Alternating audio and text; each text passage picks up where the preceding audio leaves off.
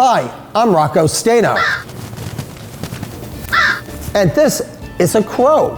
I learned a lot about crows from Crick Crack Crow, the book we're going to be talking about today. And I think you should go and get a copy. And today, our guests are the author Janet Lord and the illustrator Julie Paschkis. Welcome to StoryMakers. Hey, Rocco. Hi, Rocco. It's so good to be here. You are sisters. Yes, we are. You did a fabulous job creating this book. Did you always work well together, even as children? Well, we played together a lot, and we used to make up stories and draw, and we played inside and we played outside. Mostly we got along, but I'd say sometimes we squabbled and squawked and cawed a little bit. One thing's for sure, we grew up together in a house in the woods with lots of crows around. Is one of those crows the lead character in the story? I learned a lot about crows by watching them when I was little. Crick Crack Crow is the story about the day in the life of one very curious crow. Crow has a lot of adventures, Crow causes some mischief, and Crow experiences some very close calls. He heads over to a nearby farm looking for some fun and for some excitement, but oh boy, does he get more than he bargained for. Crows like to collect things, and what are some of the things he collects? He collects a shiny button, and he pries open the top of a peanut can to see what's inside. And he stole some cat kibbles from a cat's food bowl. The cat didn't like that. I'd be annoyed if someone was stealing my food. The crow in this book is a very mischievous bird. Which is true of all crows. They get into everything. Including trouble. Yes, he gets stuck in a barn. It's dark and scary in there. And he also causes trouble. He steals food from the cat, as we know, and he also teases a dog. And he has trouble with a hawk. Yes, real danger. But did you see what happened when he got into trouble with the hawk, Rocco? The crow screeched out a warning signal for help, and all the crows in the area came to help chase the hawk away. So is it common for crows to help each other when they're in trouble? Yes, if a crow finds itself in trouble, it will call for support from all the crow families in the area who will fly in and chase the danger away.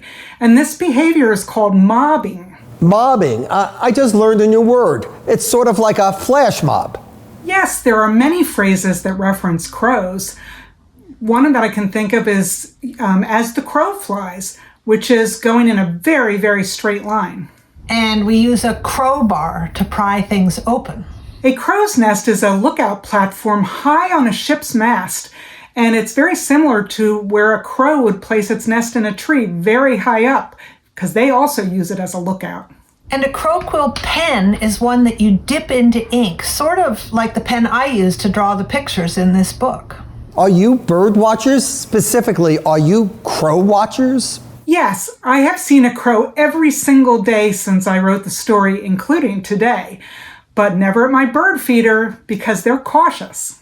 I also look at birds all the time, and sometimes I see birds that I can't identify, but I always can recognize the crow. Crows are everywhere. They beg to be looked at because they are big, they're bold, they're loud, and they like to learn, and I like to learn about them. You must have learned so many interesting facts about crows. Can you share some of those with us? Yes, here are some fascinating crow facts that I learned while getting ready to do this book. I learned that they prefer a populated area to the deep woods because they like to look for food that people have dropped, and they especially like peanuts. And they will also eat anything else that they find just about. They also make friends. They make friends with other animals. They make friends with people. I saw one video where a crow had befriended a little kitten and it was feeding it worms and playing hide and seek. Crows are some of the most intelligent of animals. They use objects to create tools, and they will modify a twig so that they can poke deep down into a log and pry out a grub to have for dinner that they could never get with their beak. And I learned that crows are so smart that they can recognize human faces. but watch out because they dive bomb people that they don't like. And also, I learned that even though crows can sound raucous, they're songbirds. They can mimic the sounds of human voices and other animals and many other noises like bells and rattles. But caw, caw is the most common crow call. Well, I am going to be impressing many people in my neighborhood when a crow is flying by with some of my crow facts. Thank you very much for that. You know, I loved the playful illustrations and the language in this book. I used the kind of words that I thought a crow might like. I used crick and crack and scree and grock. And, I tried to put them together in playful ways like tasty, tricky trouble. And I watched the way that crows hop and flap and fly. And I tried to make the art as playful and as vivid as crows are in real life. Because both of you are so focused on crows, what is the most unusual place you've seen a crow? I am focused on crows, and I have seen one that I wasn't expecting land in my bird bath one day, and it chased all the birds away. I guess crows really do like to learn because I saw one on the roof of a school. How about you, Rocco? You know, I have seen a large number of crows gather, maybe 50 or more, gather in a field right near my home. Is that common? That's called mobbing, as we just learned. You know, one of the reasons I love StoryMakers is that I learn so much about so many things.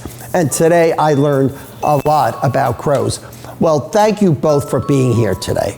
It was a pleasure. It was a lot of fun. Thank you.